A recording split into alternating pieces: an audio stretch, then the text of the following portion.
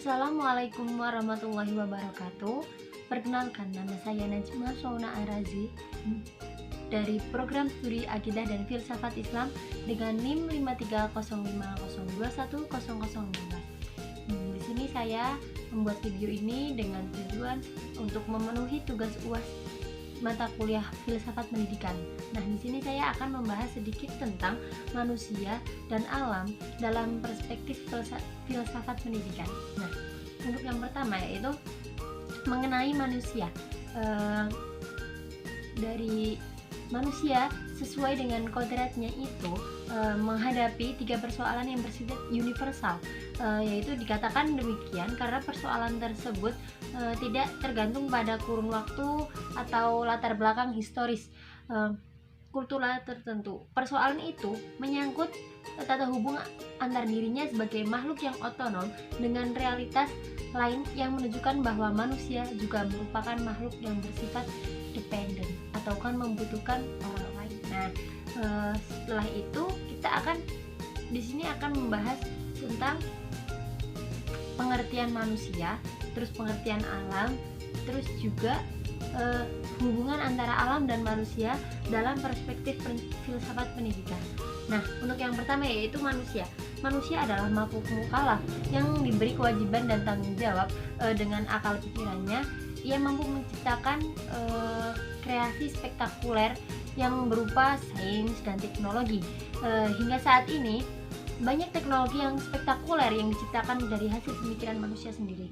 Nah, untuk zaman sekarang itu pemikiran-pemikiran manusia itu tidak bisa kita kita tebak seperti itu. Seperti halnya contoh perkembangan zaman pada zaman sekarang itu perkembangan teknologinya itu sangat pesat. Itu juga dari zaman dahulu itu tidak ada pemikiran-pemikiran seperti itu, yang dimana kita tidak bisa menebak setelah zaman seperti ini, ada teknologi seperti ini, nanti akan ada apa lagi ya. Itu kan tidak tidak ada pemikiran yang sampai dengan pemikiran-pemikiran spektakuler yang ada pada manusia. Manusia juga memiliki beberapa macam karakter yang dengan karakter tersebut antara satu dengan yang lain menjadi kelebihan sekaligus kekurangan. Nah, manusia itu adalah sebagai subjek pendidikan sekaligus juga sebagai objek, di mana manusia yang dewasa yang berkebudayaan adalah subjek pendidikan yang berarti bertanggung jawab menyelenggarakan pendidikan seperti pendidik-pendidik itu kan sudah termasuk dengan manusia yang dewasa, dan mereka memiliki kewajiban secara moral atas perkembangan pribadi anak-anak mereka, seperti ibu merawat anaknya, terus juga seperti kakak tetap menjalankan tugasnya sebagai kakak, menjagain anak adiknya seperti itu. Nah, yang notabene adalah generasi penerus mereka. Nah, dimana anak-anak itu kan pasti akan menjadi penerus bagi orang tuanya. Nah, manusia dewasa yang berkebudayaan terutama yang berprofesi keguruan, nah ini sebagai pendidik bertanggung jawab secara formal untuk melaksanakan misi pendidikan sesuai dengan tujuan dan nilai-nilai yang dikehendaki. Nah, melaksanakan misi pendidikan sesuai dengan tujuan dan nilai-nilai yang dikehendaki, syaratnya yaitu manusia yang belum dewasa dalam proses perkembangan pribadinya baik menuju pembudayaan maupun proses kematangan dan integrasi adalah objek pendidikan. Nah, untuk kita sebagai calon-calon pendidik kita harus tahu, nah gimana sih karakternya manusia yang gimana sih karakter seorang anak dengan usia segini, dengan kepribadian seperti ini, seperti itu. Nah, sebagai objeknya itu adalah kita yang sebagai objeknya yaitu anak yang kita didik. Nah, selanjutnya yaitu alam. Alam adalah sesuatu yang ada di langit dan bumi. Alam juga didefinisikan sebagai alam semesta, dunia, keadaan wujud, dan negara bagian. Nah, jagat raya ini adalah pertanda adanya Sang Maha Pencipta, yaitu Tuhan Yang Maha Esa. Alam semesta adalah media pendidikan sekaligus sebagai sarana yang digunakan oleh manusia untuk melakukan proses pendidikan. Nah, tanpa alam, bagaimana kita akan menjalankan pendidikan sesuai dengan apa yang kita inginkan seperti itu. Nah, di dalam alam semesta ini manusia tidak dapat hidup dan mandiri dengan sesungguhnya. Nah, kita tuh sebagai manusia itu tidak bisa mandiri karena bersifat dependen tersebut.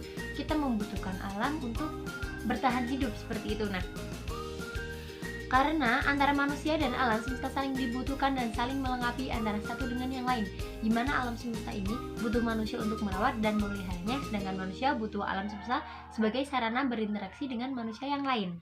Alam itu sebagai objek dan manusia itu sebagai subjek, di mana kita apabila meneliti sebuah pohon, misal pohon itu sebagai objek, jadi kita seorang subjek, kita harus bisa meneliti apa sih pohon itu, gimana sih perkembangannya pohon itu, terus juga berapa sih tingginya, berapa sih umurnya atau batas kurun usianya. Seperti itu kan kita juga membutuhkan alam semesta untuk menjadi objek pendidikan kita. Nah, hubungan manusia dan alam sebagai secara perspektif filsafat pendidikan, yaitu pemikiran filsafat, mencangkup ruang lingkup yang berskala makro, yaitu kosmologi, ontologi, psikologi of mind, dan epistemologi dan aksiologi. Untuk melihat bagaimana sesungguhnya manusia dalam pandangan filsafat pendidikan, maka setidaknya karena manusia merupakan bagian dari alam semesta atau kosmos, dari situ kita ketahui bahwa manusia adalah ciptaan Allah yang pada hakikatnya sebagai abdi atau pencipta atau ontologi. Agar bisa mendapatkan dirinya sebagai pribadi yang setia, manusia diberikan anugerah sebagai potensi baik jasmani, rohani, dan ruh atau filosofi of mind.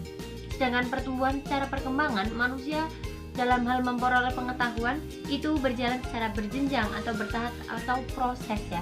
Kita akan pasti dari misal usia 5 tahun menuju usia 12 tahun yang sudah sekolah, menuju usia yang selanjutnya untuk melanjutkan jenjang pendidikan, itu kan kita butuh proses. Nah, melalui pengembangan potensinya, pengalaman dengan lingkungan serta bimbingan dari didikan dan dari Tuhan atau epistemologi. Proses pendidikan yang berlangsung di dalam antara aksi yang pluralitas atau subjek dengan lingkungan alamiah, sosial, dan kultural amat ditentukan oleh aspek manusianya, sebab kedudukan sebagai objek di dalam masyarakat bahkan di dalam alam semesta memberikan konsekuensi tanggung jawab yang besar bagi manusia. Nah, manusia itu mengembangkan amanat yang membimbing masyarakat memelihara alam dan lingkungan. Jadi alam itu sebagai objek, kita sebagai subjek, jadi kita itu selalu berkesinambungan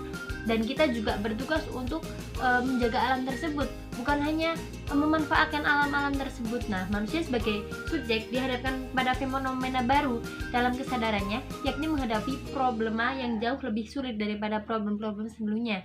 Manusia mulai bertanya, siapakah atau apakah aku ini sebenarnya? Nah, manusia sebagai subjek menjadikan dirinya pribadi sebagai objek yang menuntut pengertian, pengetahuan, dan pemahaman. Kenalilah dirimu adalah kata-kata yang tetap mengandung makna yang ideal, khusus amat bersifat pedagogis di samping bernilai filosofis. Nah, perwujudan kepribadian seseorang nampak keseluruhan pribadi manusia dalam antar hubungan dan antar aksinya dengan lingkungan hidupnya. Nah, realita demikian amat jauh dari kesempurnaan, tetapi usaha untuk mengerti dan memahami manusia itu lebih baik daripada pengertian dan kesimpulan-kesimpulan yang kita memiliki tentang manusia. Demikian pula dengan tentang seseorang, tentang kepribadiannya selalu berkesinambungan. Itulah sebabnya dikatakan tak kenal maka tak cinta, ataupun tak kenal maka tak sayang. Nah, bahkan cinta itu tumbuh dari sebuah pengenalan. Artinya makin kita mengenalnya, makin kita memahami kepribadian seseorang tersebut. Yang positif ya makin mencintainya, yang negatif ya juga kita harus berusaha menerima apa sih kekurangan mereka, apa sih kelebihan mereka. Jadi kita tetap menerima hal itu. Nah, indikasi pandangan ini adalah jangan tergesa-gesa menjauhi atau membenci seseorang ketika kita mengetahui hal negatif dari seseorang tersebut. Nah, bahkan sesungguhnya adalah kewajiban kita untuk mengerti tingkah laku kepribadian di dalam antar hubungan dan interaksi sosial. Nah, jadi mungkin itu saja yang dapat saya sampaikan. Kurang lebihnya mohon maaf. apabila ada yang tutur kata yang tidak tidak berkenan atau bagaimana, saya ucapkan mohon maaf yang sebesar-besarnya. Wassalamualaikum warahmatullahi wabarakatuh.